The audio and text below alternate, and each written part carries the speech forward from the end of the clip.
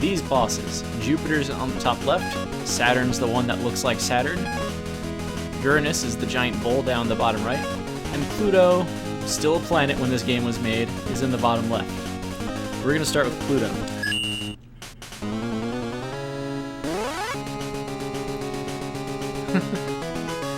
Sadly, we haven't figured out Infinite that Dr. Wily's behind us yet.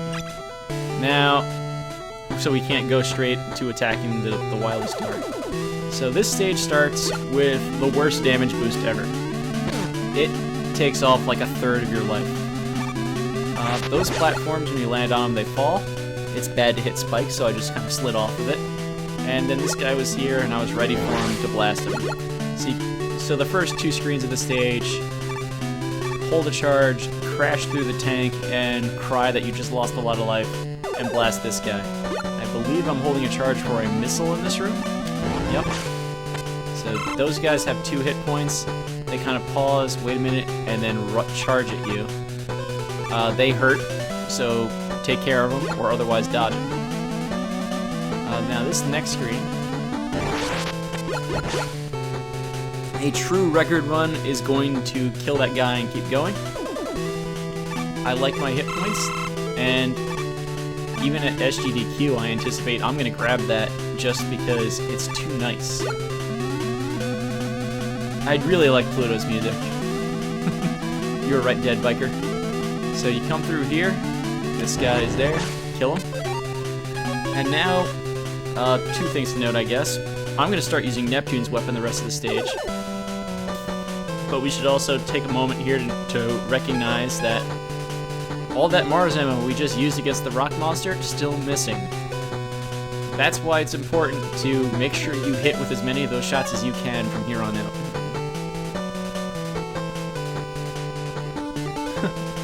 So, when we get through here, fire as soon as we're off, that magnet guy gets wasted. Quick hop, and there's another one of these guys.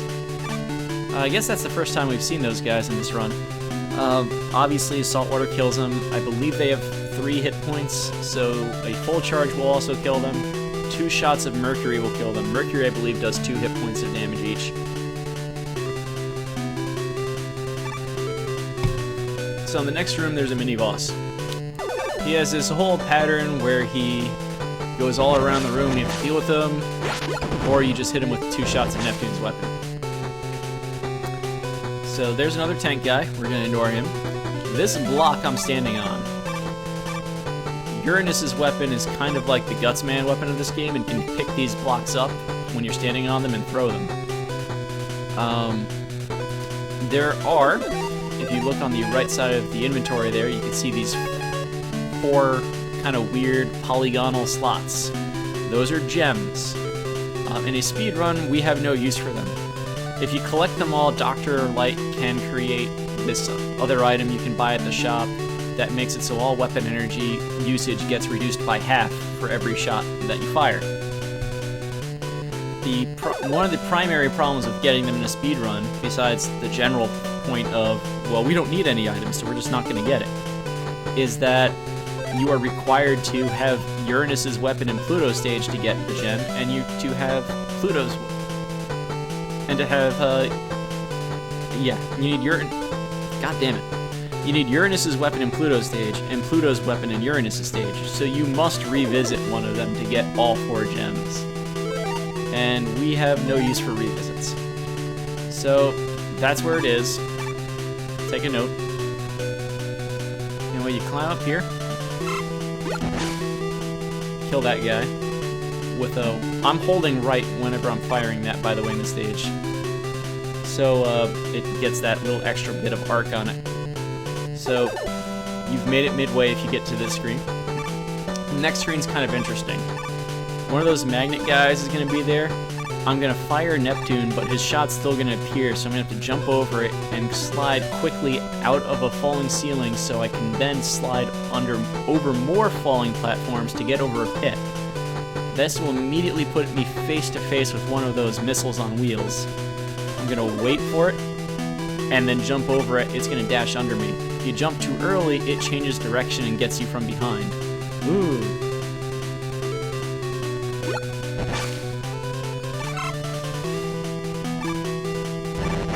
then you're too close to those, so you have to keep going. Once you're here, that one falls. This one you can just slide under. And if you're not a segmented run, you grab that weapon energy. So that's that room.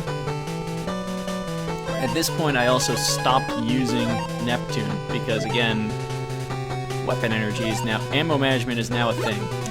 Start holding a charge here, though, because these hammer guys are in the next room. If you want more P-chips, grab more P-chips. In a proper speed run, you're not going to get them. In a proper speed run, I'm not going to switch for more weapon energy anyway, unless I really need it. This next room, you can kind of slide. It's possible to get hit by the falling thing on the ceiling instead of that guy. Expect to get hit by that guy. If you don't have a lot of life left, this is a really good point in the stage to switch to Mercury's weapon and get some back. So this guy gets hit.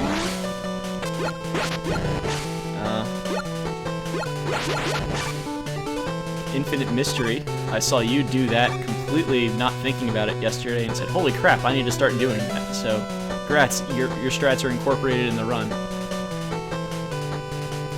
That's basically climb up the ladder though, kill the first guy, kill the second guy before he can appear, before the falling platforms start falling, and make that jump. If the platforms fall, no big deal, make it from the floor. At this point, we want to switch back to Neptune's weapon. Just slide across those, nothing special. Hey, it's this guy again. You know what? Let's let him live a little bit. So, you could just shoot him with 2 shots of Neptune right away. Here's the fight without Neptune's weapon. The one thing I think is fairly true is he never appears in the same spot, so if you stand in the same vertical line where he disappeared, you won't get hit. So, here. It's actually possible to skip the trigger, but then the floor doesn't disappear. I would love for someone to figure out how to do that, but for now we just do this. Now, this is a super capsule. It's a super tank that gets used instantly. So there goes all my talk about weapon management, right? Well, he has like a 1 in... I think he has a very high chance of dropping that, but he's not guaranteed to drop it. You have to be ready for the worst case scenario of he drops weapon energy. Weapon energy is nice. You can get all of your Mars ammo back, or all your Neptune ammo back if you used him on the mini-boss. But in the next room, we're going to have the damage boost through another tank.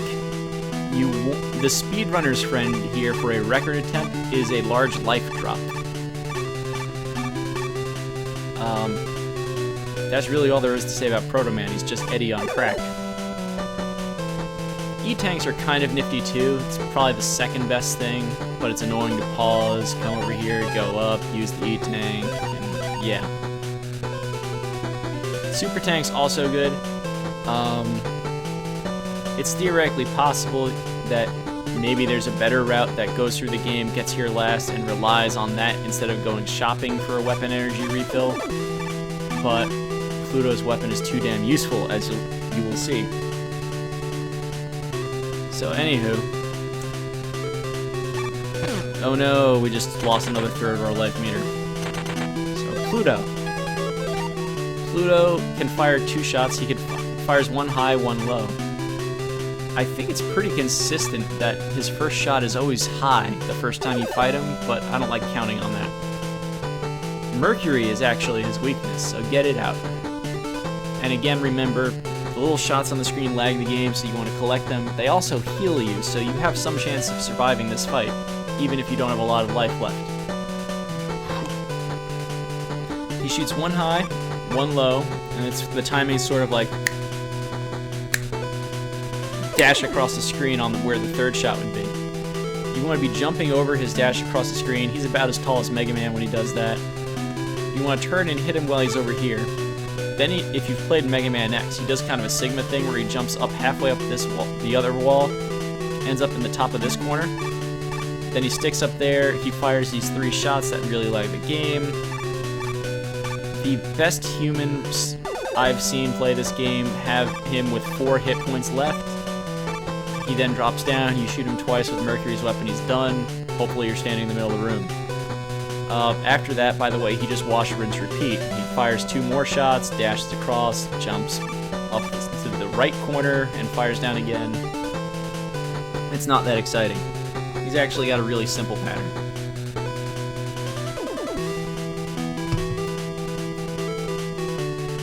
So your goal is basically just to time it out so all of your shots actually hit him.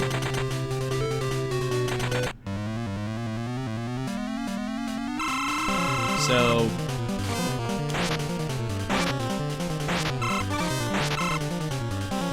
and you want to hit him while he's in that corner, and he's got 4 hit points left.